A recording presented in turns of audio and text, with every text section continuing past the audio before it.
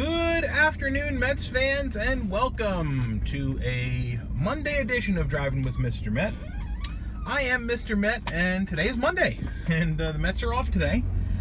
Weird week, 2 off days, Monday and Thursday.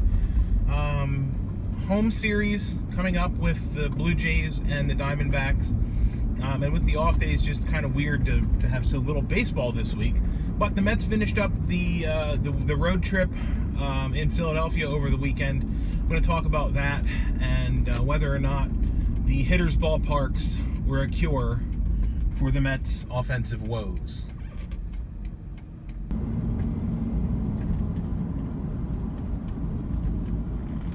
Spoiler alert: the Mets took their struggling offense into 2 of the more prolific hitters' parks in baseball, the Great American Ballpark and Citizens Bank Park.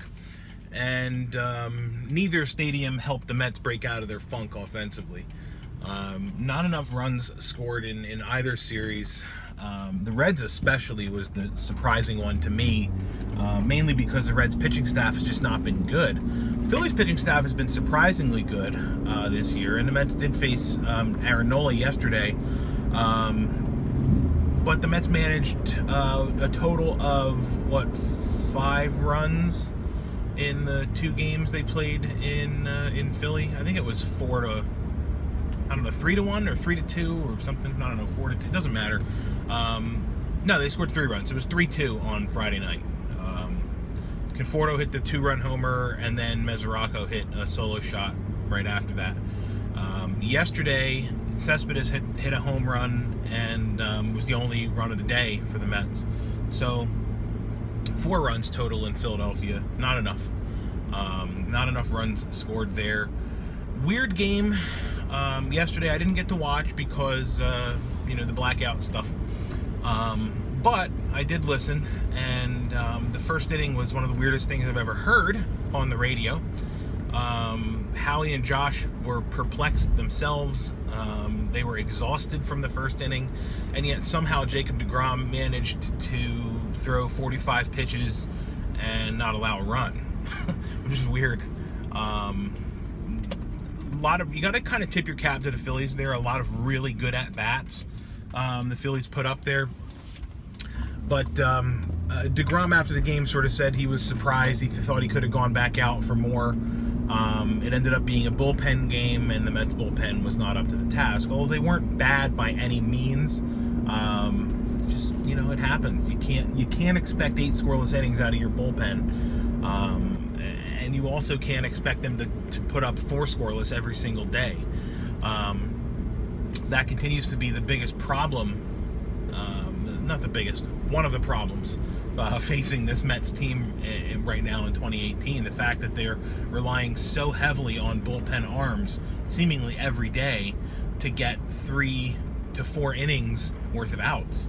And that's a recipe for disaster as the season stretches out. The hope, at least for me, is that the starting pitchers start to lengthen out as well, and that your deGroms and your Syndergaards, and knock on wood, your Vargases can start giving you some length and easily get through 6-7 innings in certain starts, which really helps the bullpen. The off days upcoming in this week will be very helpful for the bullpen as well to sort of replenish. But again, weird week. The Mets bring in the Blue Jays for a 2-game set Tuesday and Wednesday. They're off on Thursday and then back at it. Sorry about that, was interrupted by a phone call. Back at it, as I was saying. So the Mets have this 2-game set with the Blue Jays, and then back at it on the weekend with the Diamondbacks coming into Citi Field. I'm concerned about the Diamondbacks because they're really good, and the Mets are not right now.